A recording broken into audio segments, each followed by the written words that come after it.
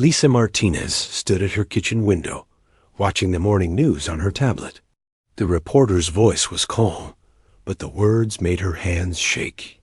The Galactic Council had made their final decision. Earth had 6 months to prove humans could be trusted with advanced technology. If they failed, all alien ships would leave. All trade would stop. Humanity would be alone again.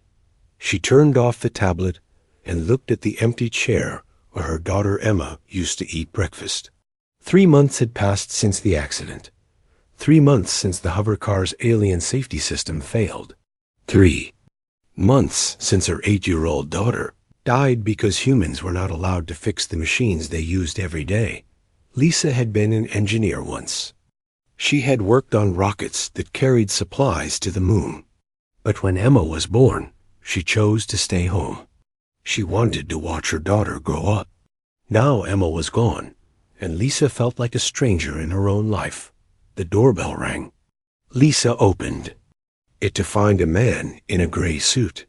He had the pale skin and tall frame of a Calarian, one of the alien races that controlled most of galactic trade. "Mrs. Martinez," the alien said in perfect English, "I am Representative Vex. I come to discuss your daughter's case." Lisa let him in, though she did not want to. They sat in her living room, where Emma's toys still lay scattered on the floor. "The Galactic Safety Board has completed its investigation," Vex said. He pulled out a small device that projected a hologram. "The hovercar system worked as designed. Your daughter's death was unfortunate, but not the fault of our technology. The brakes failed," Lisa said. Her voice was quiet but firm. "I saw the maintenance records. The human technicians reported problems, but they were not allowed to fix them. Human technicians lack the proper training," Vex replied. "They do not understand quantum safety protocols. This is why only certified alien engineers may work on our systems." Lisa stared at the alien. "So my daughter died because we're too stupid to fix our own cars." "I would not use such words," Vex said. "But yes, humans are not ready for this level of technology. This is why the Council has made its decision about Earth's future." He placed a small credit chip on the coffee table. "This is compensation for your loss. The amount follows standard galactic protocols." Lisa picked up the chip. It was worth maybe 6 months of her old salary. The price of her daughter's life, calculated by alien computers. "Get out," she said. "Mrs. Martinez, I understand. You are upset, but get out of my house." Vex stood and smoothed his suit. "The Council's decision is final. Humanity has 6 months to prove itself worthy of galactic citizenship. I suggest you use that time wisely." After he left, Lisa sat alone in her living room. She held the credit chip in one hand and looked at Emma's favorite toy in the other. It was a small robot that could walk and talk. Emma had named it Buddy. She had always said she wanted to build real robots when she grew up. Lisa had told her daughter that anything was possible, that humans could do amazing things if they tried hard enough. But now the galaxy had decided that humans were not good enough. They were too primitive, too dangerous, too stupid to be trusted. The news was full of debates about humanity's future. Some people said they should accept the Council's decision. Earth could survive without alien technology. Others argued that isolation would doom humanity to a slow decline. Without faster-than-light travel, humans would never reach the stars. Did not care about politics. She cared about justice. Her daughter had died because aliens thought humans were too dumb to fix their own machines. But Lisa knew the truth. She had read the maintenance reports. Human technicians were not stupid. They were forbidden. Across the city, Jake Sullivan was having his own problems with alien technology. He worked in the orbital shipyards above Earth, fixing the huge cargo ships that carried goods between worlds. Jake was good at his job, very good. But the aliens who owned the ships did not care. "Sullivan," his supervisor called. Bay 7 needs you. Jake grabbed his tools and headed to Bay 7. A Calarian transport ship floated there, its hull cracked from a rough landing. Jake had seen this type of damage before. The ship's autopilot had failed to adjust for Earth's gravity properly. Started his inspection, running his hands along the hull. The metal was strange stuff, stronger than anything humans could make, but Jake had worked with it for years. He knew its weaknesses. Just patch the hole, the Calarian captain told him. No need for a full inspection. Jake frowned. Sir, I think there might be a problem with your quantum drive housing. The metal around it looks stressed. You are a mechanic, the captain said coldly. Not an engineer. Fix the hull and nothing else. Jake wanted to argue, but he needed this job. He had rent to pay and tools to buy, so he did what he was told. He patched the hole and sent the ship on its way, but the damage bothered him. Jake had good instincts about machines. He could feel when something was wrong, even if he could not explain it in technical terms. The quantum drive on that ship was damaged. He was sure of it. 2 days later, he learned he was right. The Calarian transport ship had exploded halfway. To Mars, all crew members died. The official report blamed human maintenance errors. Jake was fired. He sat in a bar near the shipyard, drinking cheap beer and staring at the news feeds. The explosion was just another example of human incompetence, according to the alien authorities. More proof that humans could not be trusted with advanced technology. Jake knew better. He had tried to warn them about the quantum drive, but aliens did not listen to human mechanics. They saw humans as useful for simple labor, nothing more. Bar was full of other unemployed workers. Most of them had lost their jobs as alien companies pulled out of Earth's economy. The Galactic Council's ultimatum was already having effects. Alien businesses were leaving. Trade was slowing. Unemployment was rising. 6 months, said the man next to Jake. That's all we got to prove we're worth keeping around. How are we? Supposed to do that? Asked another worker. They won't let us touch the real technology. We're just janitors and laborers to them. Jake drank his beer and said nothing. But he was thinking. Somewhere in the galaxy, there had to be a way to prove humanity's worth. There had to be something humans could do that aliens could not. The next morning, Jake went to a support group meeting. He had been going there since he lost his job, trying to deal with his anger and frustration. A group met in a community center downtown. Most of the members had lost jobs or family members due to alien technology failures. That day, a new person joined the group. She was a woman about Jake's age, with dark hair and tired eyes. She introduced herself as Lisa. My daughter died in a hovercar accident 3 months ago, she said. The alien safety system failed. They say it was not their fault. They say humans are too stupid to maintain their machines properly. Jake felt a spark of recognition. This woman understood what he was feeling. She had lost something important because aliens thought humans were inferior. After the meeting, Jake approached Lisa. I'm sorry about your daughter, he said. I know how you feel. I've been fighting this system for years. Lisa looked at him carefully. What do you do? I was a mechanic. Worked on alien ships until they fired me for trying to do my job right. Jake paused. What about you? I used to be an engineer. Aerospace. But I gave it up when Emma was born. Lisa's voice was quiet. Now I'm wondering if that was a mistake. They talked for an hour, sharing their stories. Jake told her about the quantum drive he had tried to fix. Lisa told him about the hovercar's maintenance records she had studied. They both understood that the real problem was not human incompetence. It was alien arrogance. They think we're children, Lisa said. Too primitive to understand their technology. But we're not, Jake replied. I've worked with their machines for years. I know how they think. how they're built. Sometimes I think I understand them better than the aliens do. Lisa studied Jake's face. She saw intelligence there, and frustration, and something else, determination. The same thing she felt when she thought about Emma. What if we proved them wrong? She asked. How? I don't know yet, but there has to be a way. Lisa stood up. You know their technology from the inside. I know the theory behind it. Maybe together we can find something they missed. Jake thought about it. It sounded impossible. 2 humans against the entire galactic establishment, but he had nothing left to lose. And neither did she. Okay, he said. Let's try. Neither of them knew it yet, but that conversation would change everything. A grieving mother and an unemployed mechanic had just decided to attempt the impossible. They were going to prove that humanity deserved its place among the stars. The galaxy was about to learn what humans could do when they refused to give up.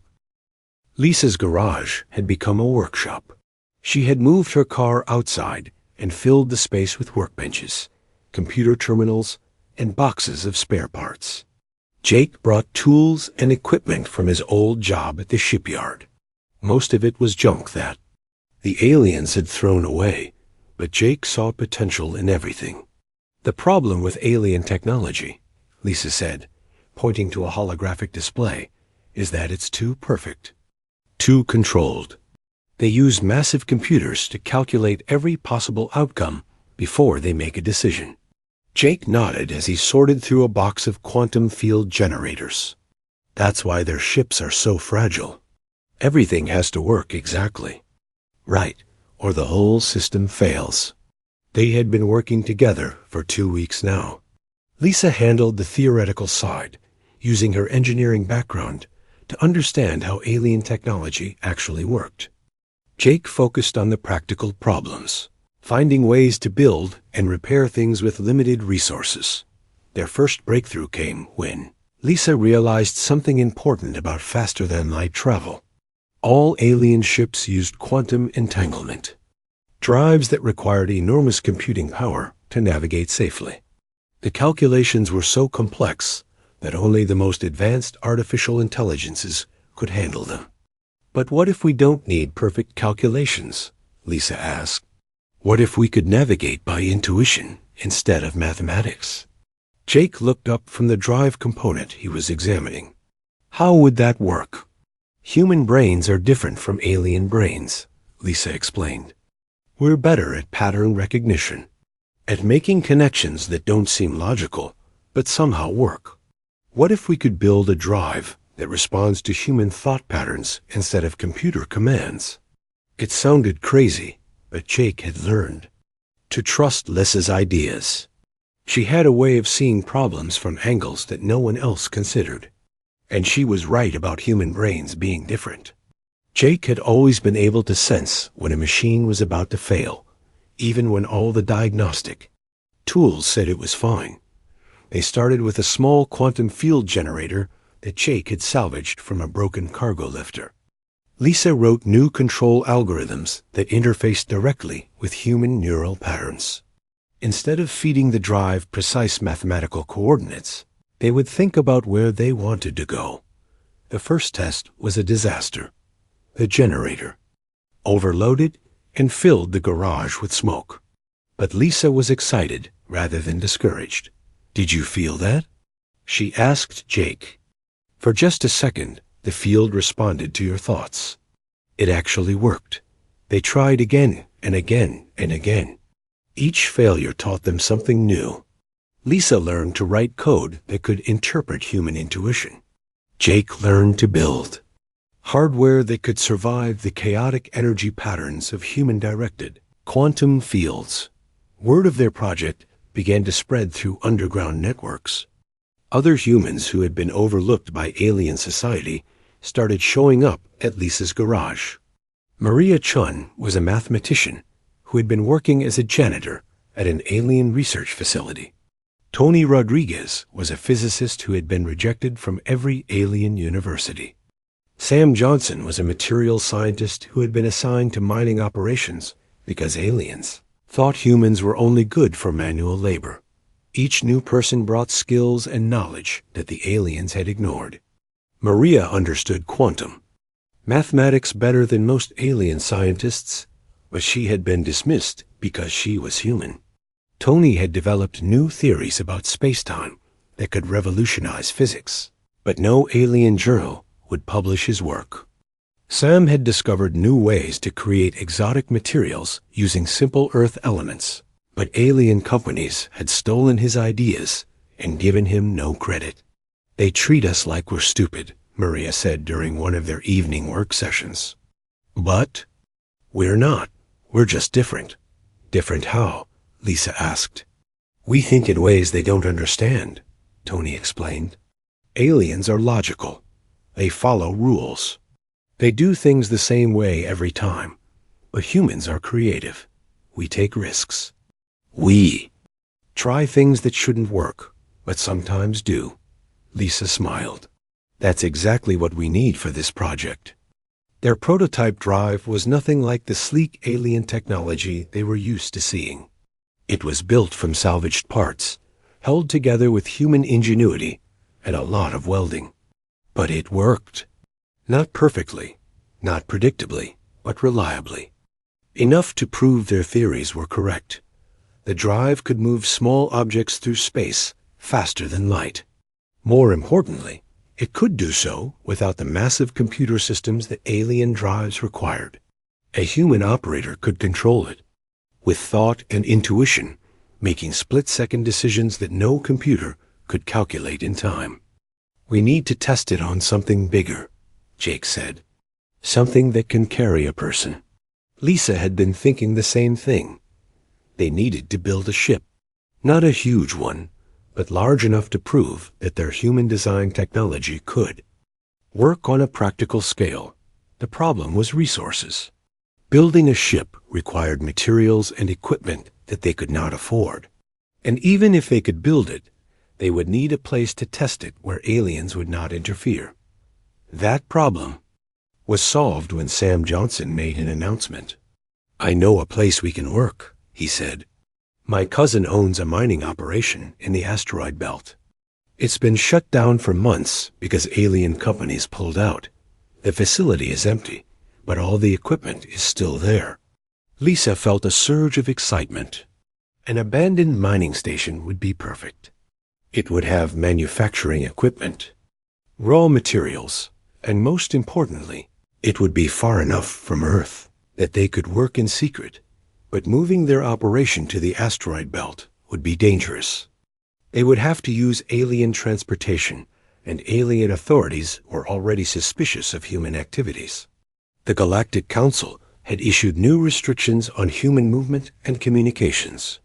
They were watching for any signs of unauthorized technological development. We'll have to be careful, Lisa said. If they catch us, it's over. Jake grinned. Then we better not get caught. They spent the next month preparing for the move. Lisa and Jake would go first, along with their most important equipment and research data. The others would follow in small groups, posing as mining workers returning to their jobs. The journey to the asteroid belt took 3 days on a commercial transport. Lisa and Jake pretended to be a married couple looking for work in the outer system. They kept their heads down and their mouths shut, but Lisa could feel the suspicious looks from alien passengers and crew members. The mining station was exactly what they needed. It was a large facility built into a rotating asteroid, with manufacturing bays, living quarters, and its own power generation system. The alien mining company had left everything behind when they pulled out, including sophisticated equipment. That would be perfect for building their ship. This is incredible, Lisa said as they toured the facility. We can build anything here. Over the next 2 months, their team assembled at the mining station. They worked in shifts, always keeping some people visible as mining workers in case alien patrols came by. The real work happened in the deep levels of the station, where they built their revolutionary ship, They called it the Resilience. It was not beautiful like alien ships, with their smooth curves and gleaming hulls. The Resilience looked like what it was, a machine built by humans for humans. It had modular components that could be repaired or replaced with basic tools. Its hull was thick and strong, designed to survive damage that would destroy more delicate alien vessels. The most important part was the drive system. Lisa had refined her neural interface technology, creating a control system that could be operated by human intuition and emotion. Jake had built redundant safety systems that could function even if major components failed. It's not just a ship, Lisa explained to the team. It's proof that humans can build things that work differently, but better than alien technology. The first test flight was scheduled for a quiet day when no alien patrols were expected in the area. Lisa would pilot the ship while Jake monitored the drive systems. If anything went wrong, they had escape pods ready. Lisa sat in the pilot's chair and activated the neural interface. She could feel the ship's systems responding to her thoughts, the quantum drive humming with potential energy. It was like nothing she had ever experienced. The ship felt alive, responsive, almost eager to fly. All systems ready. Jake reported from the engineering station. Lisa thought about the space beyond the asteroid belt, the vast emptiness between star systems. She felt the drive respond, building power, preparing to fold space-time around the thing. Ship, here we go, she said. The Resilience leaped forward, faster than light, carrying its human crew into the unknown. For the first time in galactic history, a ship designed and built entirely by humans had achieved faster-than-light travel. But Lisa barely noticed the technical achievement. All she could think about was Emma. Her daughter had always believed that humans could do anything if they tried hard enough. Now Lisa was proving her right. "We did it," Jake said, his voice filled with wonder. "We actually did it." Lisa smiled. But she knew this was just the beginning. They had proven that human technology could work. Now they had to prove that it could work better than alien technology. And that would require a much more dangerous test. The galaxy was about to learn that. Humans were full of surprises. Lisa's garage had become a workshop. She had moved her car outside and filled the space with workbenches, computer terminal. The success of their first test flight changed everything. Lisa and Jake had proven that humans could build working faster-than-light technology. But proving it and keeping it secret were two different problems. Within days of their test, strange ships began appearing near the mining station. "Those are not commercial vessels," Sam Johnson said, studying the scanner readings. "They're moving in patrol patterns." Lisa felt her stomach tighten. Alien enforcement ships. The Galactic Council had found them. "How long do we have?" She asked. Jake was already running diagnostics on their systems. "If they're just watching, maybe a few days. If they're planning to board us. He shrugged. "We need to be ready to run." The team worked frantically to complete their preparations. They had been planning a longer test flight, something that would really demonstrate the capabilities of their drive system. But now they might not have time. Lisa called a meeting in the station's main conference room. All 12 members of their team gathered around the old mining table, their faces serious in the dim light. "The aliens know we're here," she said without introduction. "We have two choices. We can surrender and let them shut us down, or we can make our real test now before they can stop us." "What kind of test?" Maria asked. Lisa had been thinking about this for weeks. "We need to do something that no alien ship has ever done. Something so impressive that the galaxy will have to take notice." "Like what?" Tony asked. Lisa looked around the room at the faces of her team. These were good people, smart people who had been dismissed and ignored by alien society. They deserved better. Humanity deserved better. "A galactic core," she said. The room fell silent. Everyone knew about the galactic core. It was the center of their galaxy, a region so dangerous that no alien expedition had ever returned from it. The massive black hole at the center created gravitational effects that tore apart normal spacetime. Energy storms raged through the area, powerful enough to destroy any known technology. Even the most advanced alien civilizations considered the core to be impossible to reach. "That's suicide," Sam said quietly. "No," Lisa replied. "It's proof. If we can reach the galactic core and return, no one can say that human technology is inferior." Jake was studying the technical challenges in his mind. The gravitational effects alone would crush any normal ship, and the energy storms would overload conventional drive systems. "But our drive is not conventional," Lisa pointed out. "It responds to human intuition, not computer calculations. Maybe that's exactly what we need in a region where normal physics breaks down." Over the next 2 days, they modified the resilience for the journey. Jake installed additional shielding and backup systems. Lisa refined the neural interface to handle the extreme conditions they would face. The rest of the team worked on navigation, systems, life support, and emergency procedures. They were not ready. Lisa knew they were not ready. This was the kind of mission that should take years of preparation, not days. But alien enforcement ships were closing in, and they were running out of time. "Final systems check," Jake announced on their last morning at the mining station. Lisa sat in the pilot's chair and activated the neural interface. She could feel the ship around her, its systems humming with readiness. The drive felt different. Now more powerful, more responsive to her thoughts and emotions. "All systems green," Jake reported. Lisa took a deep breath and thought about their destination. The galactic core was 26,000 light-years away, at the very heart of their spiral galaxy. No human had ever traveled so far from Earth.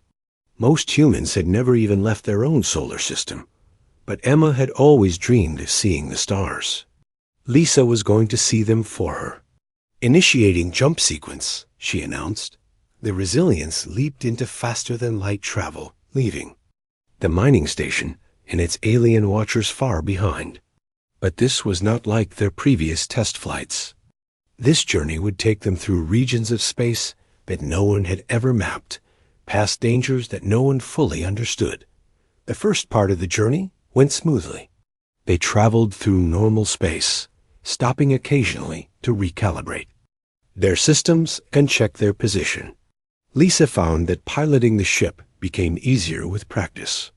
The neural interface learned to interpret her thoughts more accurately, and she learned to think in ways that the drive could understand. But as they got closer to the galactic center, conditions began to change. Space itself became twisted by the massive gravitational forces. Stars appeared in impossible positions. Light bent in directions that should not exist. "Conventional navigation is useless here," Maria reported from the science station. "Our position. Calculations keep changing." Lisa could feel the chaos around them through the ship's sensors. But instead of panic, she felt something else: recognition. The twisted space reminded her of something familiar. "It's like grief," she said suddenly. "What?" Jake asked. "The gravitational distortions. They're not random. They follow patterns, like emotional patterns. Like the way grief changes everything around it, making familiar things feel strange and twisted." Lisa closed her eyes and reached out with the neural interface, trying to sense the patterns in the chaos. She thought about Emma, about the way. Her daughter's death had changed everything in her life. The familiar became foreign. The safe became dangerous. But underneath the chaos, there was still structure, still meaning. "I can navigate this," she said, "not with mathematics, with intuition." They pressed deeper into the galactic core, past regions where alien ships had been destroyed by gravitational shear. Lisa guided them through passages that existed only briefly, following paths that her instruments said were impossible. Jake monitored the ship's systems, making repairs and adjustments as they went. The resilience was taking damage, but it was designed for this. Its modular construction allowed him to reroute power, replace damaged components, and keep them flying even when major systems failed. Energy storm approaching, Tony warned from the sensor station. Lisa could see it on the displays, a wall of pure energy sweeping toward them. It was bigger than most solar systems, moving at nearly the speed of light. Any normal ship would be vaporized instantly. "Can we go around it?" Jake asked. "No time," Lisa replied. "We're going through." She reached deeper into the neural interface, feeling for the patterns within the chaos. The energy storm was not just destruction. It was creation too, the raw power that built stars and shaped galaxies. And somewhere in that power, there was a path. The resilience plunged into the storm. Lightning made of pure energy crackled around them. The ship's hull groaned under forces that tried to tear it apart. But Lisa held their course, following instincts that she could not explain. "Hull integrity at 40%, Jake reported, his voice steady despite the chaos around them. "Environmental systems failing," Sam added. Lisa did not respond. She was beyond words now, connected directly to the ship and the storm around them. She could feel the patterns in the energy, the rhythm of creation and destruction that powered the galaxy itself. They emerged from the storm, battered but intact. Around them, space was calmer but still strange. They were now in the inner regions of the galactic core, closer to the massive black hole at the center than any ship had ever traveled. "There," Maria said, pointing at the main display. Lisa opened her eyes and saw it, the galactic center itself. The massive black hole was invisible, but its effects were obvious. Matter spiraled around it in brilliant streams of light, heating to millions of degrees as it fell toward the event horizon. The sight was beautiful and terrible, the ultimate expression of the universe's power. But that was not what made Lisa gasp. Orbiting the black hole, protected by some kind of energy field, were structures. Artificial structures, clearly built by intelligent life. "Those are cities," Tony said in wonder. Someone built cities around the galactic center. They moved closer, their sensors recording everything. The structures were ancient, older than any known civilization. But they were not empty. Energy patterns showed signs of automated systems, still functioning after millions of years. "We need to investigate," Lisa said. "Are you insane?" Sam asked. "We barely survived getting here. Now you want to go even closer to that black hole?" Lisa was already adjusting their course. "This is why we came. To find something that no one else has found. To prove that humans can go where others cannot." They approached the ancient structures carefully. The energy field that protected them was like nothing in their databases. It seemed to bend space-time itself, creating a pocket of stable space in the middle of the galactic chaos. Jake detected a docking port on one of the smaller structures. "I think we can connect to that." Lisa brought the resilience alongside the ancient station. The docking process was terrifying, requiring her to navigate gravitational fields that shifted unpredictably. But her intuition guided her true, and they connected with only minor damage to their hull. "Atmosphere on the other side," Jake reported, "but it's not breathable." They put on environment suits and entered the alien station. The corridors were vast, clearly built for beings much larger than humans. But the technology was recognizable, based on principles that Lisa understood. In what appeared to be a central computer core, they found data crystals that were still active. Tony connected his portable scanner and began downloading information.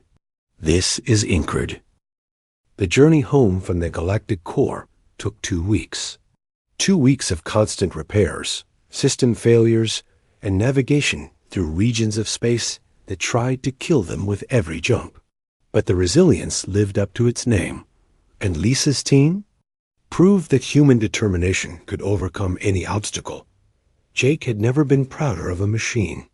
Every system on the ship had failed at least once during their journey, but the modular design let him fix or replace whatever broke. When the main computer crashed, he rerouted through backup systems. When the hull cracked, he sealed it with emergency patches. When the life support failed, he rebuilt it from spare parts. Any normal ship would have been destroyed a dozen times. Over, he told Lisa as they approached the outer edge of known space. Lisa nodded, but her mind was on what came next. They had proof that would change everything. Data from an ancient civilization that had achieved things current galactic society thought impossible. But getting that proof to the right people would not be easy. "We need to be smart about this," she said during a team meeting. "If we just broadcast our findings, the Galactic Council will claim we faked the data. They'll say humans are too primitive to have reached the galactic core. So what do we do?" Maria asked. Lisa had been thinking about this problem for days. "We need witnesses, important ones, people who cannot be ignored or dismissed."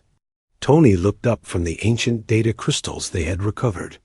"The Calarian Science Academy is holding their annual conference next week. Every major scientist in the galaxy will be there, including the ones who decide what technology species are allowed to use," Sam added. Lisa felt a spark of excitement. The Calarian Science Academy was the most prestigious scientific institution in the galaxy. If they could present their findings there, with proof of their journey to the galactic core, even the Galactic Council would have to listen. "How do we get invited?" Jake asked. "They don't exactly welcome humans to their conferences," Lisa smiled. "We don't ask for an invitation. We just show up." The Calarian Science Academy was located on Calaria Prime, the capital world of the Calarian Empire. It was one of the most heavily defended systems in the galaxy, with security fleets that could detect and intercept any unauthorized ship. But Lisa had learned something important during their journey. Human technology did not work the way alien technology worked. Their drive systems were based on intuition and adaptability, not rigid programming. That gave them advantages that alien security systems were not designed to handle. "We'll go in. Quiet," she explained to her team. "Our drive signature is different from anything they've seen before. Their sensors might not even detect us." They approached the Calarian system carefully, using the stealth capabilities that Jake had built into the resilience. The ship's hull was designed to scatter sensor beams, and its drive created quantum signatures that were hard to track. It worked. They slipped past 3 security fleets and entered orbit around Calaria Prime without being detected. The planet below was a marvel of alien engineering, with cities that glowed like jewels against the night side of the world. "The Academy is in the northern hemisphere," Tony reported. "Massive complex. Looks like it could hold 1 million people." Lisa studied the tactical display. "We need to land somewhere close, but not obvious. Somewhere they won't expect a human ship." Jake pointed to a location on the map. Industrial district, about 50 kilometers from the Academy. Lots of cargo traffic. We can blend in. They landed in a shipping yard filled with cargo haulers and transport vessels. The Resilience looked rough compared to the sleek alien ships around them, but it also looked like it belonged. Just another working vessel among many. "Now comes the hard part," Lisa said. "Getting from the landing pad to the Academy would require crossing half a continent on a world where humans were not welcome. They would need transportation, false identification, and a lot of luck. Fortunately, they had Sam Johnson. His years working in alien mining operations had taught him how to blend in with alien society. He had contacts in the shipping industry who could provide fake identification and transportation. "It will cost us," Sam warned. "And it's risky. If we're caught, it won't just be deportation. The Calarians don't like unauthorized visitors. We've come this far, Lisa said. We're not stopping now. They split into two groups. Lisa, Jake, and Tony would go to the academy with the data crystals and presentation materials. The others would stay with the ship, ready to launch if things went wrong. The journey to the academy took 6 hours by transport. Lisa, Jake, and Tony sat quietly among alien passengers, trying not to draw attention. Their fake identification worked, but Lisa could feel suspicious looks from other travelers. The Calarian Science Academy was enormous. Towers of crystal and metal reached into the sky, connected by bridges that sparkled in the sunlight. Thousands of beings from dozens of species walked through the gardens and courtyards, discussing theories and discoveries that shaped galactic civilization. How do we get inside? Jake whispered as they watched from across the street. Lisa had studied the Academy's layout during their flight. The main conference is in the central auditorium, but there are smaller presentation rooms where young scientists show their work to senior researchers. You want to crash a student presentation? Tony asked. No, Lisa smiled. I want to give one. They found a side entrance used by Academy students and researchers. Lisa's fake identification claimed she was a visiting scientist from a minor research station. It was the kind of lie that might work if no one looked too closely. The security guard was a young Calarian who seemed more interested in his reading tablet than his job. He scanned their identification, glanced at their faces, and waved them through. That was too easy, Jake muttered as they walked into the academy. Lisa agreed, but they were committed now. They found a small presentation room that was empty for the next hour. Lisa set up her equipment while Jake and Tony stood watch. Ladies and gentlemen, Lisa began when a small crowd had gathered. I am here to present findings that will change our understanding of galactic history and technology. The audience was mostly graduate students and junior researchers, but Lisa could see a few senior scientists in the back. Word of an unusual presentation would spread quickly in a place like this. She started with basic information about human technology development, showing how their approach differed from standard galactic methods.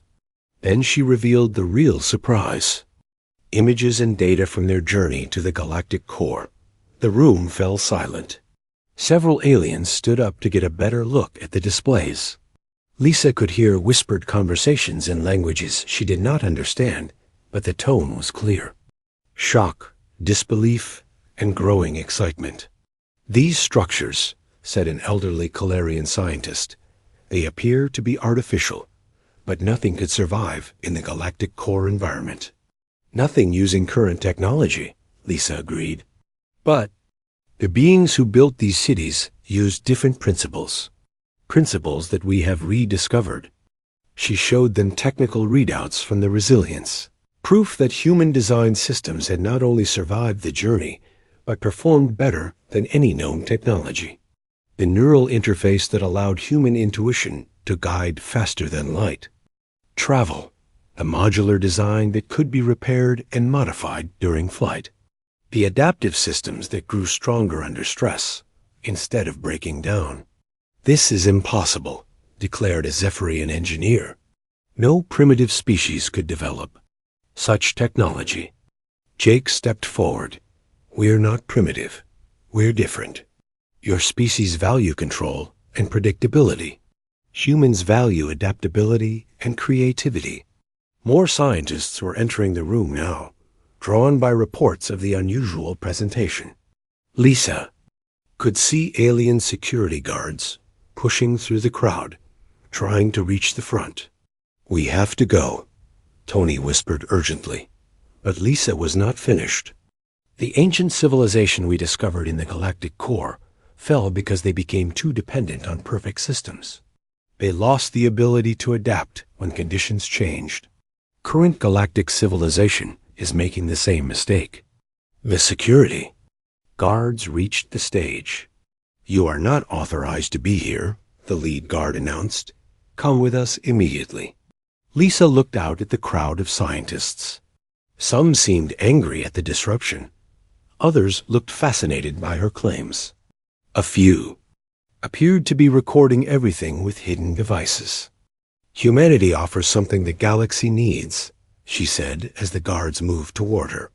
Not better technology, but different technology. Not more control, but better adaptation. We can work together to build something greater than either of our civilizations could achieve alone. The guards grabbed her arms, but she kept talking. The data crystals contain complete technical specifications. Study them. Test them. Prove to yourselves that everything I have said is true. Jake threw one of the data crystals into the crowd before the guards could stop him. An alien scientist caught it and immediately began examining its structure. Fascinating, the scientist murmured. The data storage method is completely unknown. The guards dragged Lisa, Jake, and Tony from the room, but the damage was done. Word of their presentation was already spreading through the academy. Scientists were debating the implications of human technology. Some called it fraud, others called it breakthrough science. They were taken to a holding facility and questioned for hours. 6 months later, Lisa stood before the full Galactic Council.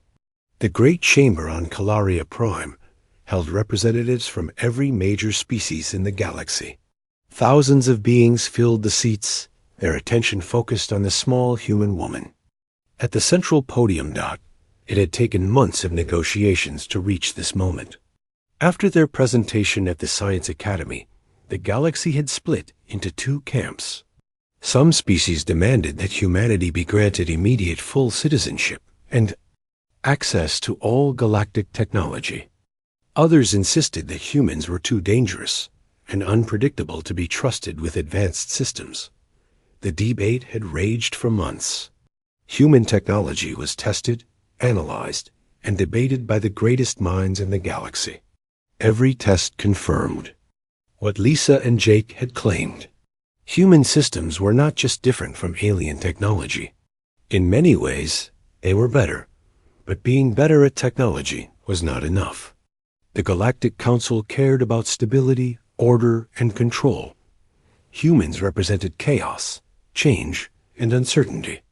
Many council members would rather maintain their rigid systems than risk the unknown. Lisa had prepared for this moment her entire life, though she had not known it at the time. Everything had led to this. Her engineering training, Emma's death, meeting Jake, building the resilience, journeying to the galactic core. Now she would speak for all of humanity. Honored representatives. She began, her voice carrying clearly through the vast chamber. I stand before you not as a supplicant requesting permission to join your civilization. I stand as an equal, offering partnership. Murmurs rippled through the audience.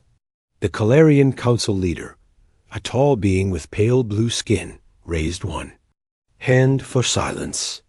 The human claims are extraordinary, the council leader said. You ask us to believe that your primitive species has developed technology that surpasses our own. I ask you to believe the evidence, Lisa replied. We have provided complete technical specifications for our drive systems. Your own scientists have tested them and confirmed their effectiveness. We have shown you data from the galactic core that proves the validity of our approach. Yet you refuse to share the construction methods for your technology, accused a Zephyrian representative. This suggests deception. Lisa had expected this challenge. We share our knowledge freely with those who approach us as partners. But we will not give our technology to those who see us as servants or threats. Jake stood up in the observer section. He was not supposed to speak, but Lisa had given him permission to interrupt if necessary. Your civilizations have had faster than light. Travel for thousands of years, he called out. But none of you have ever reached the galactic core. You build perfect machines that work exactly as designed, but break when conditions change. We build adaptable machines that get stronger under stress. Security guards moved toward Jake, but The council leader waved them off. Continue, human. Our ship was damaged dozens of times during our journey, Jake said. Any of your vessels would have been destroyed. But the resilience survived because it was designed to be repaired, modified, and improved during flight. That is the difference between human and alien engineering. Lisa nodded. Humans do not seek to replace your technology. We seek to complement it. Your precision balanced with our adaptability. Your logic balanced with our intuition. Your order balanced with our creativity. An elderly Valdorian scientist stood up. The human technology is impressive, she admitted. But how do we know you can be trusted? Your species is known for emotional decision-making and unpredictable behavior. Lisa felt a familiar pain when she thought about Emma, but now that pain had purpose. You are right that humans are emotional. We make decisions based on feelings, as well as logic, but emotions are not weaknesses. They are sources of strength. She paused, looking around the chamber at the thousands of alien faces watching her. I lost my daughter because your systems did not allow humans to maintain their own machines.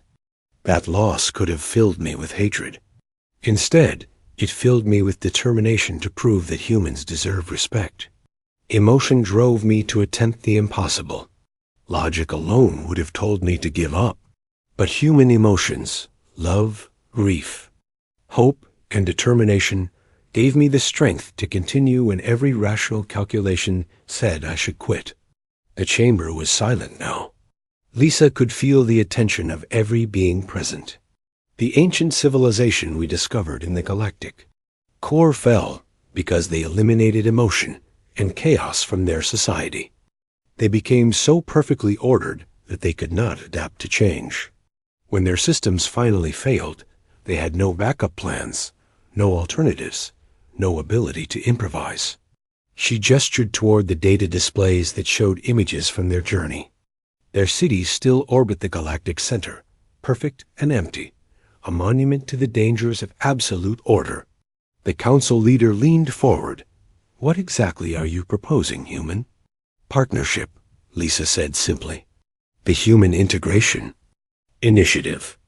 Human engineers working alongside alien scientists. Human adaptability supporting alien precision. Human creativity expanding alien possibilities. And in return? Asked the Zephyrian representative. Access to galactic trade, technology sharing, and recognition of humanity's right to explore the galaxy as equals, Lisa replied. We do not ask for special treatment. We ask for the same opportunities given to any species that proves its worth. Dr. Vurin, who had become an unexpected ally, stood up from the scientific observer section.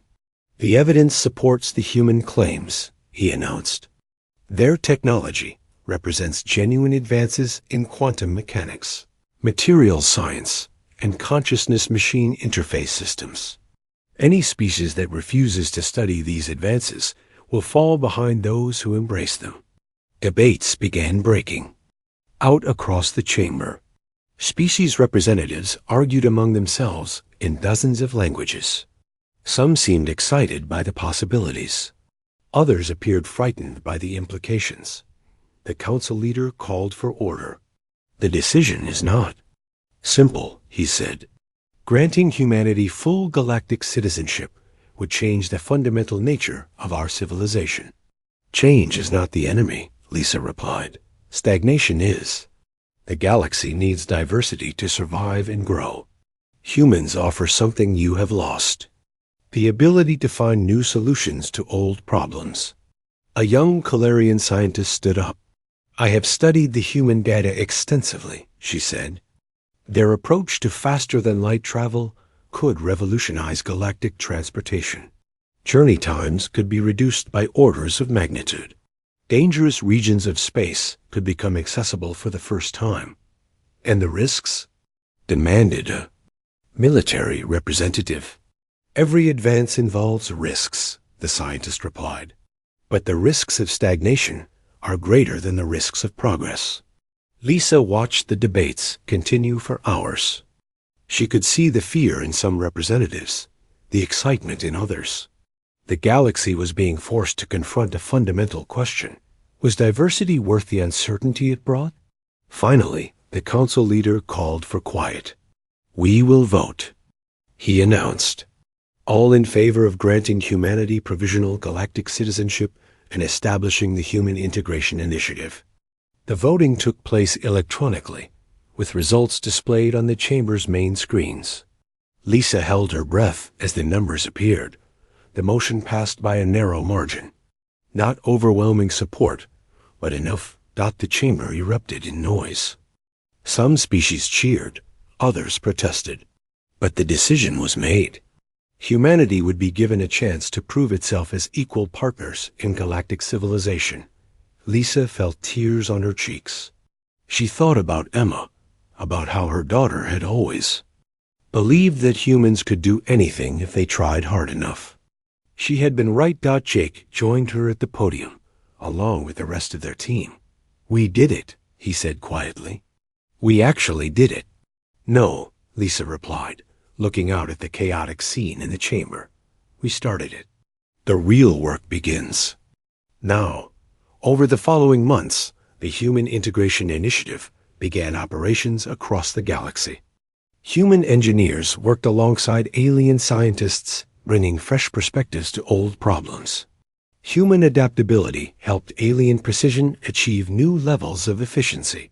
Human creativity opened possibilities that pure logic could not imagine. There were failures and setbacks. Some partnerships did not work. Some aliens could not accept human methods. Some humans could not adapt to alien expectations.